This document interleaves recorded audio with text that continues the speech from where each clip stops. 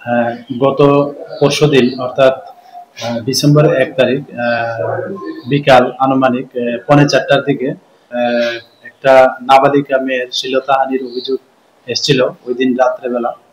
তো ওই দিন রাত্রেবেলায় আমাদের সোনামুড়া থানাতে একটা শ্লীলতাহানির একটা মামলা নেওয়া হয়।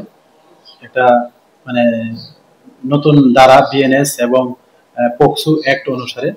তো এই সূত্র ধরে আমরা সোনামুড়া থানার পুলিশ তদন্ত শুরু করি এবং যদিও এই ঘটনার পর যিনি বিবাদী অর্থাৎ যিনি একিউজড জহর মিয়া, পিতা লেট আলী নওয়াজ, ওনার বাড়ি তামসাবাড়ি, সোনামুড়া তামসাবাড়ি। তো যদিও ঘটনার পর থেকে উনি পলাতক ছিলেন।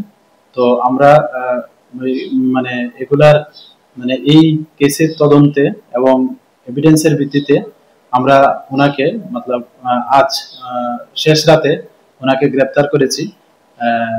যে নন্দননগর আছে পশ্চিম নোয়াবাদী, যেটা আমতলীয় বলা হয়, এখান থেকে আমরা ওনাকে গ্রেপ্তার করেছি এবং আমতলী থানা এবং হুজ্জমনগর থানার সহযোগিতায়। তো আজকে আমরা ওনাকে মহামান্য আদালতে প্রেরণ করব এবং আমরা ওনাকে জিজ্ঞাসাবাদ চালাচ্ছি আমাদের পুলিশ টিম, যে এটার পেছনে আরো কেউ যুক্ত আছে কিনা বা এটার পেছনে অন্য কোনো কারণ আছে কিনা। তো আমরা দেখছি এবং এই হিসাবে আমরা মহামান্য আদালতে ওনাকে প্রেরণ করব।